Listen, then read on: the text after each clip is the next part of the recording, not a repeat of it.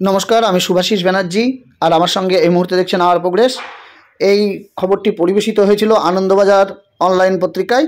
সেখানে দেখছেন বিএলআরও সাহেবের মাথায় কোপ মেরেছে এক ব্যক্তি, টাঙ্গির কোপ।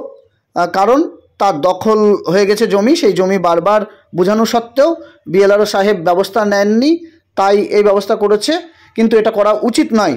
তবে আমরা খবরটি একবার দেখে নিই। পৈতৃক জমির দখল পেতে ব্লক ভূমি আধিকারিকের মাথায় টাঙ্গির কোপ মারল এক ব্যক্তি। শুক্রবার সকাল 10:30 নাগাদ ঘটনাটি ঘটেছে জয়নগর স্টেশন চত্বরে। পুলিশ জানিয়েছে ধৃতের নাম দুলাল নস্কর। স্থানীয় বাসিন্দারা জখম ওই ব্যক্তি জয়নগর 2 ব্লকের ভূমি আধিকারিক অর্থাৎ BL&LRO বিশ্বদীপ মুখোপাধ্যায়কে প্রথমে নিমপিত প্রাথমিক স্বাস্থ্যকেন্দ্রে নিয়ে যায়।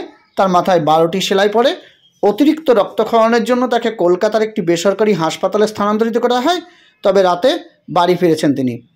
তবে বলে দিই, এই প্রতিবেদনটা একটু পুরনো প্রতিবেদন, তবু আপনাদেরকে কেন বলছি, কারণ এটা সতর্ক করার জন্য বলছি। পুলিশ সূত্রে জানা গিয়েছে দুলালের ওই এলাকায় প্রায় 40 বিঘা পৈতৃক জমি রয়েছে।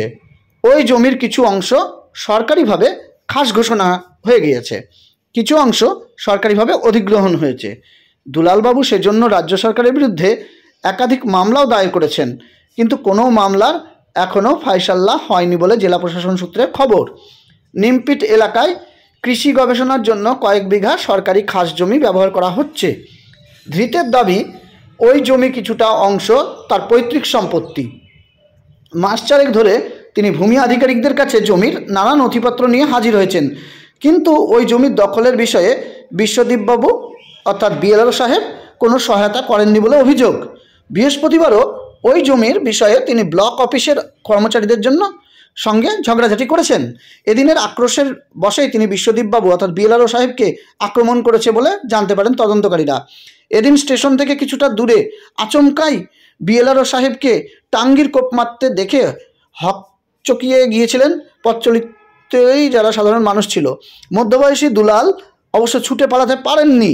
তিনি কিন্তু গুরুতর চোট পেয়ে পড়ে যান এবং কাতরান।